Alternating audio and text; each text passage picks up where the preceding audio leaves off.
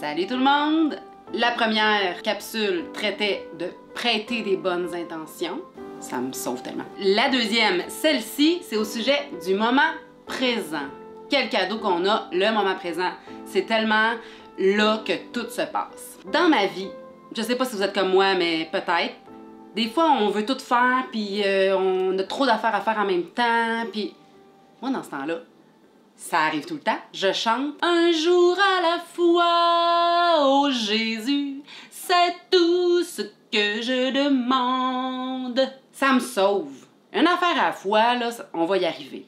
Fait que, change les mots. Une chose à la fois, oh Jésus. Ça me fait du bien, ça me rappelle que c'est maintenant que ça se passe. Quand je passe du temps à m'inquiéter de ce qui s'est passé hier, puis on est tous pareils, hein, c'est sûr, on fait des examens de conscience, on regarde ce qui s'est passé. Bon, dans ce temps-là, là, on lâche prise, puis on met ça dans les mains de Dieu, dans la miséricorde. S'il y a quelque chose qu'on doit aller régler ou réparer, ça va nous venir par intuition, ça va se faire. Si on a lâché prise puis qu'on abandonne ça à Dieu, de toute façon, on peut plus rien y faire, ça s'est passé. Rien que pour aujourd'hui!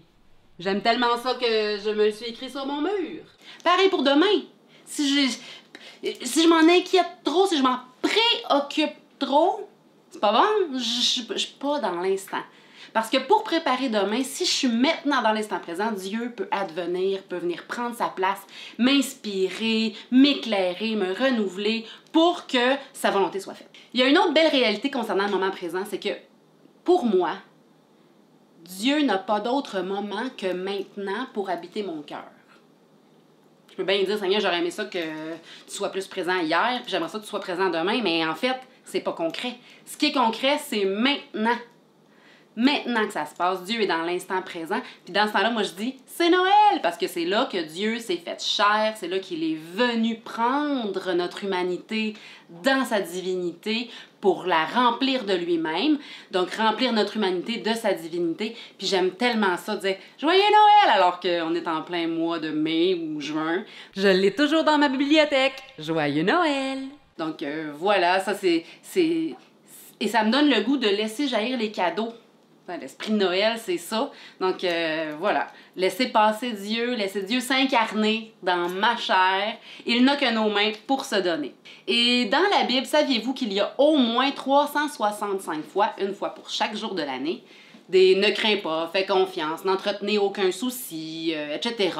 Donc, ça sert à rien de s'inquiéter, de s'en faire. Ça sert à rien, mais on est tous bien humains puis capables de se préoccuper puis de s'inquiéter puis tout ça.